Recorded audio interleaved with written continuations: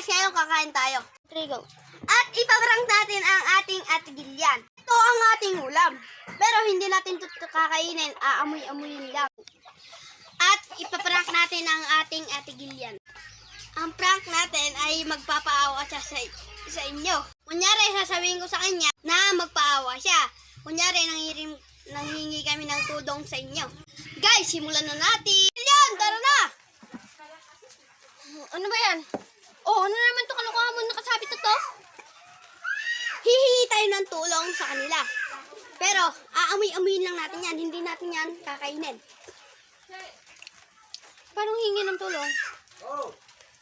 Hihingi tayo ng mga tulong para gumanda ang buhay natin.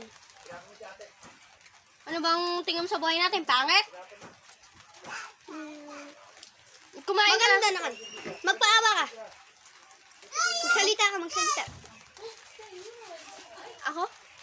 Sana po mabigyan niyo po. Sino ba? Ganun ba? Mabigyan niyo po kami ng tulong.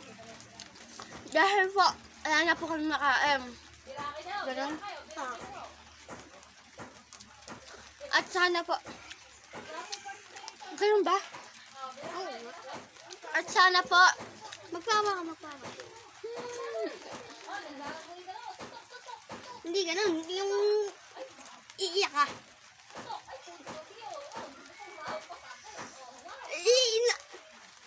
Iyak ba yan? Tama yan eh. Niloko ba ako? Magpaawa ka. Hingi nga tayong tulong eh. Please po. Ganon? Ganon? Oo nga. Hindi ko kaya. Bilis, i-spray mo sa sarili mo. Magsalita ka. Magsasalita ako? Sana po, mabigyan niyo po kami ng tulong. Kasi po, mahirap lang po talaga kami. Ganon? Oo. Mahirap lang po talaga kami. Kasi po, natutulog lang po kami sa kalye. Ano natutulog sa kasi may tiraan tayo? Ay, tayong pawa. Tayong pawa. Ano ka ako na naman? Yung lang guys. Paalam.